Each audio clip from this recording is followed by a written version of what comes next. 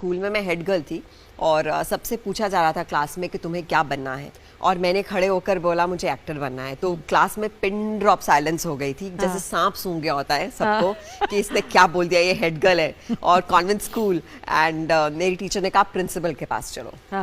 So principal के पास गई तो प्रिंसिपल ने कहा you setting a bad example.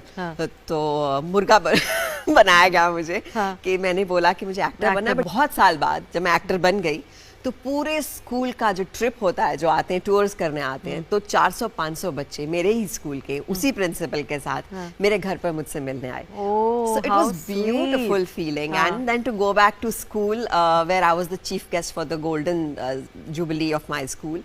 तो एजुकेशन मिनिस्टर के साथ मैं चीफ गेस्ट थी, तो मुझे लगा कि यहाँ पे मैं मुर्गा बनी थी for saying what I wanted to be और यहाँ आज मैं चीफ गेस्ट आई। बहुत खूबसूरत फीलिंग थी। सुनने में यह आया कि आपकी पढ़ाई ही आपको फिल्म लाइन में ले आई, वो इंसिडेंट बताइए, ये कैसे हुआ? वो थोड़ा सा बहुत मज़ेदार इंसिडेंट है। वो ये कि मुझे लेट कर पढ़ने की आदत थी और पढ़ते पढ़ते क्योंकि पढ़ाई बहुत बोरिंग हो जाती है कई बार, तो मैं सो जाती थी। तो मम्मी पूछते थे जागी हुई है, तो मैं कहती थी हाँ जागी हुई एंड स्लेप्ट।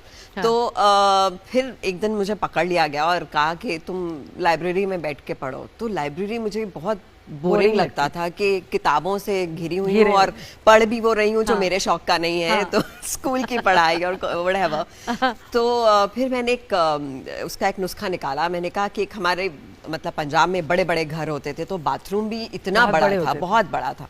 तो वहाँ मैंने एक छोटा सा टेबल लगाया और मैंने कहा बाथरूम में तो ऑब्वियसली सो नहीं सकती हूँ, लेट ही नहीं सकती हूँ, तो यहाँ टिक के बैठूंगी।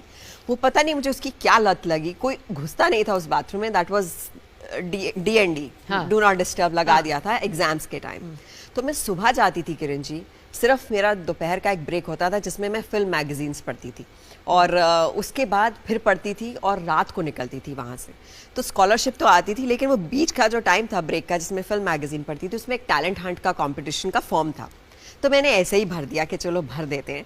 और मेरे भाई ने कुछ यूं ही तस्वीरें खींची थी मेरी, जहाँ मैंने बड़े पोज बनाए थे। आई थिंक हम बचपन में सबको लगता है कि हम बड़े हीरो हीरोइन हैं, मतलब हर एक को लगता है कि मॉडलिंग तो कर ही लेंगे, वो तो चलो कोई बात नहीं। पूरे स्टाइल से पूरे पोजेस बनाकर मैंने वो खिंचवाई थी अपने भाई से। तो आप सोच लीजिए कितनी प्रोफेशनल होंगी।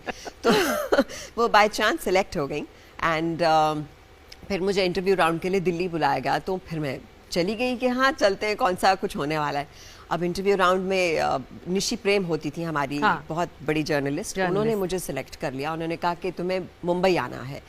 तो मुंबई जब मैं आई तो मैंने लड़कियां देखी किरण जी अपने आसपास, इतनी खूबसूरत लंबी पतली मॉडल्स। मुझे लगा परियों की जगह में आ गई हूँ।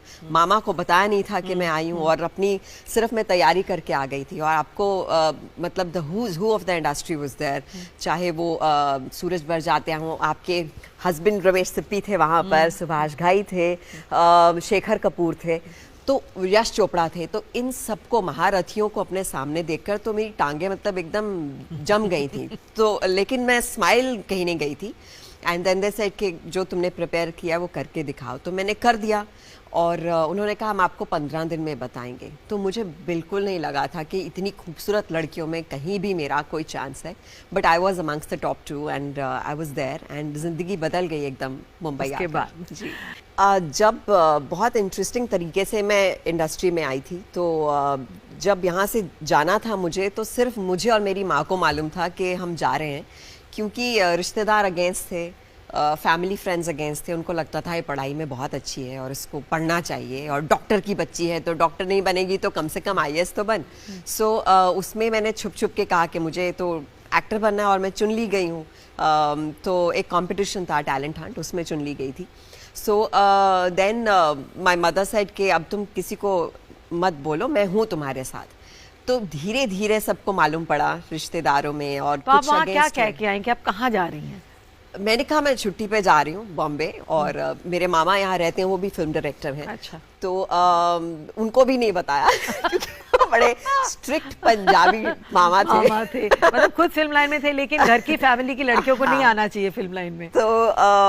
तो फिर उन्होंने कहा कि उनसे भी छुपा लिया। तो फिर जब धीरे धीरे सबको मालूम पड़ा तो कुछ लोग मेरी मम्मी से नाराज हो गए, कुछ ने डांट दिया कि तुम्हें पता नहीं है, बहुत अनप्रिडिक्टेबल प्रोफेशन है, अपनी बेटी को वहाँ भेज रही हो।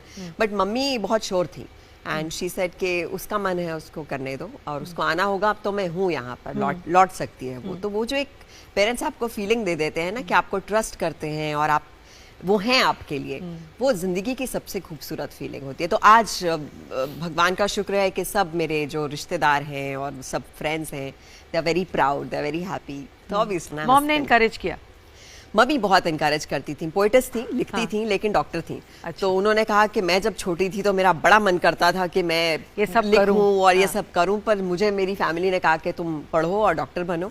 तो मम्मी ने कहा बेसिक्स अपने पढ़ लो भाई, वो बड़ा ज़रूरी है। और मुझे लिटरेचर का शौक़ था, फ़िलासफ़ी का शौक़ था, साइकोलॉजी का, तो मैंने उसमें स्कॉलरशिप लिया। एंड देन शी सेड अब तुमने जो कर लिया करना, अभी जो करना चाहती हो करो, कल को ये मत कहना कि मैंने तुम्हें वो नहीं करने दिया जो तुम करना चाहती थी। आई एम सो हैप्पी कि she let me follow my dreams. अच्छा, ऐसी कौन सी फिल्म थी जो आपको एक्चुअली फोरफ्रंट में लेके आई? आई थिंक वो थी वीर ज़ारा। वीर ज़ारा जी, क्योंकि उससे पहले जो भी मैं फिल्में कर रही थी वो मिक्स्ड बैग थी। या तो रोल्स या फिल्में बहुत बड़ी थी या उनमें रोल्स छोटे थे या रोल्स बहुत अच्छे थे तो फिल्में छोटी थी। सो वीर ज़ारा जब हुई तो मैं लंदन में थी और मुझे आदित्य चोपड़ा का फ़ोन आया था और उन्होंने कहा कि तुम्हें यश जी मिलना चाहते हैं, सो कम ओवर। तो मुझे लगा मेरा मतलब बरसों का सपना जो है यश चोपड़ा हीरोइन बनने का पूरा हो रहा है। तो I was just praying please ऐसा रोल ना हो जो मैं ना करना चाहूँ। और मैं ऑफिस पहुँची और आदित्य मुझसे मिले और उन्होंने कहा कि प्रीति जिंटा की फ्रेंड का रोल है और मेरा मुंह बिल्कुल छोटा हो गया। सो आई सेड मैं नहीं करूँगी। सो ही सेड लेकिन मेरी एक बात याद रखना कि इस फिल्म के लिए तुम हमेशा याद रखी जाओगे। आई सेड फ्रेंड का रोल? ही सेज सुनो फिर बताना। तो मैंने पूरा ट्रस्ट उन पर डाला, उन पर, यश जी पर, एंड वो मैंने फिल्म की। और जिस दिन प्रीमियर की नाइट थी तो मुझे बिल्कुल अंदाज़ा नहीं था what is coming my way. Premiere जैसे ही ख़त्म हुआ सब लोग ढूंढ रहे थे वो लड़की कहाँ है, कि वो कहाँ है। तो कुछ लोगों को मालूम भी नहीं था, हालांकि मैं कुछ फिल्में कर चुकी थी। कुछ लोगों को लगा कि मुझे पाकिस्तान से बुलाया गया है या ये नई मतलब डिस्कवरी है। और everyone came to me and I was like this is what stardom feels like. मतलब जब आप स्टार होते हो, जब आपको अटेंशन मिलती है तो ऐसा प्यार मिलता है। So that was I think a turning point. Romance, marriage, love affair, heart break, मतलब ये सब आपके साथ भी हुआ होगा ना? इसके बारे में तो कुछ बताइए हमें। ऑफ कोर्स मैं नॉर्मल बंदी हूँ। मेरे साथ भी सब हुआ है।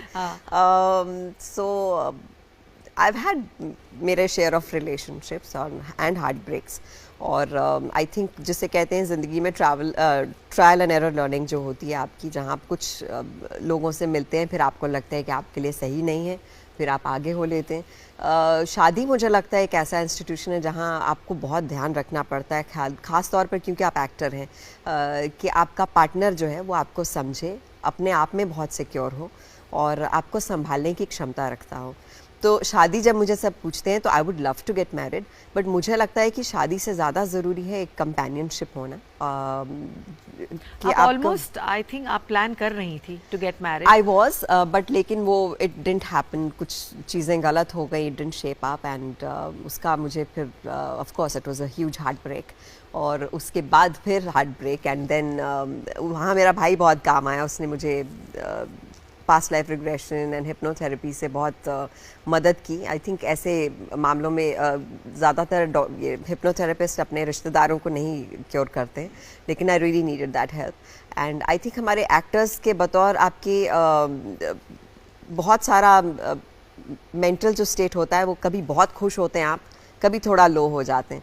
तो इन सब चीज़ों को एक साथ जब आप एक्सपीरियंस करते हैं तो कई बार वो मुश्किल हो जाता है, बिकॉज इतना सक्सेस, इतनी खुशी, फिर थोड़ा सा डाउनर, फिर आप अकेले होते हैं और आपको फिर भी मुस्कुराना होता है, तो बहुत मुश्किल काम होता है। आप हर एक, अगर आप मुझे पूछेंगी हाउ आर यू, मैं ये नहीं कहूँगी किरण जी मैं नहीं ठीक हूँ, मैं कहूँगी Kiran ji I am fine. ये डाउन्स के बारे में बात कीजिए, बिकॉज हर, जैसे आपने कहा कि हर एक्टर की लाइफ में जी कहीं ना कहीं एक फेज आता है ऐसा जहाँ के हाथ में काम नहीं होता, एक बहुत इनसिक्योरिटी हो जाती है कि अब मेरा क्या होगा।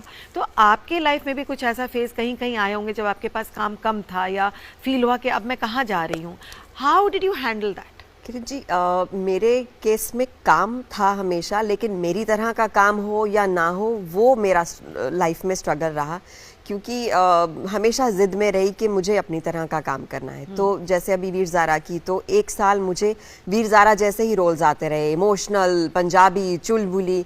तो मुझे लगा कि मुझे एक ही सेट पर जाकर सेम चीज़ें नहीं करनी है।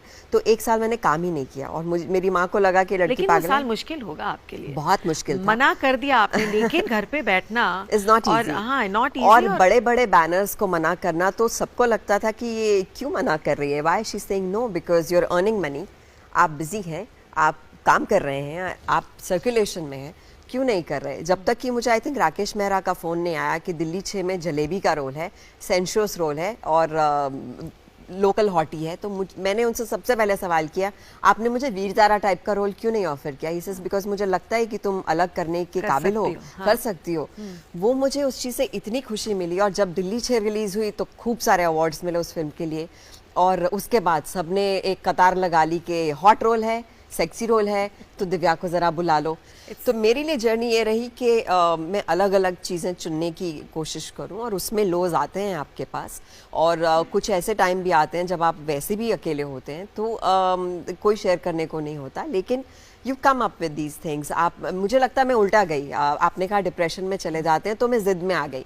तो मुझे प्लम्प कहा जाता था पहले कि गोलू मोलू है और पंजाबी हट्टी कट्टी। एंड एक बार मुझे याद है माधुरी ने मुझे आजा नाचला में कहा था कि तुम तो बड़ी स्वीट हो, थोड़ी पतली हो जाओगी तो और अच्छी लगोगी। तो वो मुझे ऐसा लगा खटका कि ऑफ कोर्स। और उसके बाद मैंने तकरीबन आई थिंक 10-12 किलो कम किया। And she met me again and she said you are a changed girl. I said so it's thanks to you. And कुछ चीज़ें मुझे ज़िद में मैंने काफ़ी की। जब मेरा ब्रेकअप हुआ तो मैं कहा अब मैं ज़िद में, और ऐसा हुआ कि काम भी उतना सुंदर आना शुरू हो गया, बिकॉज आप फोकस हो जाते हैं, अपनी एनर्जीज कहीं और फोकस करते थे। So work became better. तो एक कोई मुझे रोल देने आया था वाइफ का, तो उसने कहा वेट अ मिनट, तुम तो पतली हो गई हो, तो तुम दूसरा रोल करोगी, वो बेटर है और अलग भी है। I said of course. So ऐसा होना शुरू हो गया। सो आई थिंक आप कहाँ चैनलाइज करते हैं अपनी एनर्जीज, आप कितना अपने आप को डिस्ट्रैक्ट कर सकते हैं। तरीके अलग हैं, पहुँचना तो वहीं होता है। मैं एक प्ले कर रही थी ओम जी के साथ, ओमपुरी के साथ, और हम लोग तुम्हारी अमृता जो है उसका पंजाबी वर्जन कर रही थी।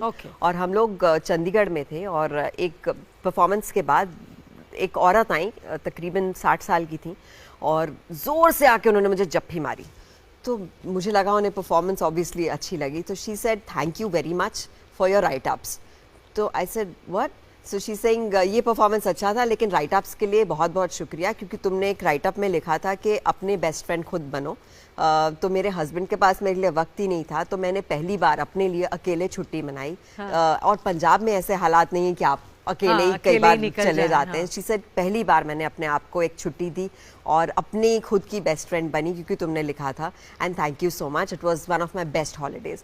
तो मुझे लगा एक कमाल का बॉन्ड है रीडर्स के साथ। जैसे एक्टर्स का बॉन्ड होता है एक्सप्रेस करके, रोल्स के जरिए आप बॉन्ड करते हैं, वैसे अपने लेखन के जरिए आप अपने रीडर्स के साथ करते हैं बॉन्ड। तो फिर मैंने अभी एक नॉवल लिखना शुरू किया है, और मुझे लगता है by the end of this year वो भी आ जाएगा। लवली। सबसे पहले एक ऐसी चीज जिसके बिना आप जी नहीं सकते। Family. Coffee, films, books. Films. आपका favourite type of music, rock, jazz, classical? Classical. 60s की फिल्मों में से अगर आपको कोई फिल्म करनी हो तो आप किसका हिस्सा बनना चाहेंगी? मुगले आजम, गाइड, पड़ोसन, साहिब बीबी और गुलाम? बहुत मुश्किल बस गाइड। गाइड। बहुत कलरफुल रोल था गाइड में उनका, बहुत अच्छा रोल था। आपका personal fashion statement, traditional, T shirt, jeans, sexy black dress? Traditional. इनमें से आपका favourite co-star, Shahrukh Khan, Farhan Akhtar, Varun Dhawan? हाथ खड़े, all three of them. बोलना पड़ेगा, बोलना पड़ेगा। अरे but all of them. बोलना पड़ेगा। I'll say Amitabh Bachchan. Doesn't answer my. I love all of them. एक okay, Shahrukh Khan. Okay. According to you इनमें से बेस्ट एक्ट्रेस कौन है? दीपिका पादुकोण, करीना, प्रियंका, विद्या बालन? I like Deepika. इनमें से आपकी फेवरेट फिल्म? दिल्ली 6, वीर ज़ारा, भाग मिल्खा भाग, वेलकम टू सज्जनपुर? भाग मिल्खा भाग। 60s की हीरोइन जिसने आपको इंस्पायर किया हो? नरगिस, मधुबाला, वहीदा रहमान, नूतन? मधुबाला। अगर आपको हस्बैंड चूज करना हो तो इनमें से किसको चूज करेंगी? डॉक्टर, पॉलिटिशियन, स्पोर्ट्समैन, या फिल्म इंडस्ट्री से कोई? फिल्म इंडस्ट्री से कोई। Okay. Done. Dun, dun, dun.